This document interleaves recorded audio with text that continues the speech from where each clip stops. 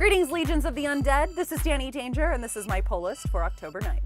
The Walking Dead number 115 and the Tyrese special come out this week in celebration of the Sunday premiere of season 4. I'm so excited. I'm gonna make some people dead tonight at Austin Books and Comics. That was my zombie face. Supposedly, Mr. Cakewalk is the new villain in Astro City number 5, and that is the most awesome villain name ever. What does he do? Set up this really elaborate cakewalk where, like, if you win, you get a cake, but if you lose, you die. Because that's metal. Babs is still on the run from her own father in Batgirl number 24.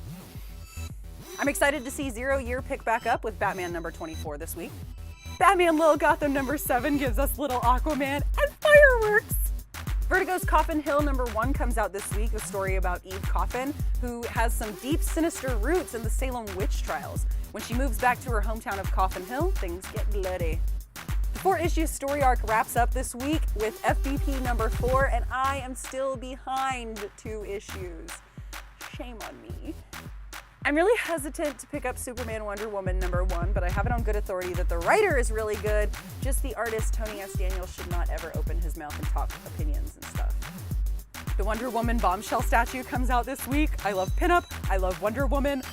I'm about to spend $120 that I shouldn't spend on more Wonder Woman stuff. I'm cool with it. 15-year-old Dae Young goes back in time to 1986 New York City in Rocket Girl number 1. She is a teenage cop with some awesome techie gear, and most importantly, she's pinned by Amy Reeder. Oh my god, a feast for my eyeballs. Give me this book now. For those of you who don't know, Kieran Gillen is a huge history buff.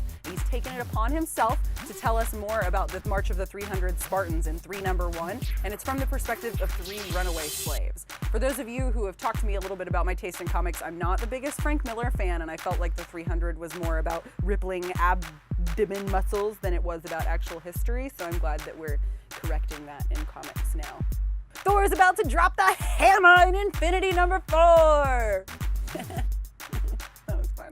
In X-Men number 6, I'm dying to find out how Bobby does that whole turn into 2 different Icemen type thing that he does, and Rachel Gray gets an opportunity to show off. Holla!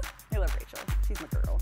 Everybody and their mom is talking about Afterlife with Archie number 1 with incredible art by Francesco Francavilla. The gang from Riverdale goes undead this week, and this, guys, will be my very first Archie comic.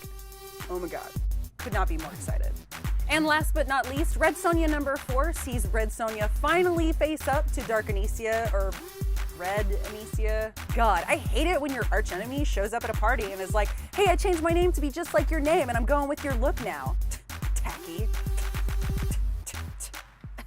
So what's on your pull list? How excited are you about all the upcoming zombie festivities happening this week?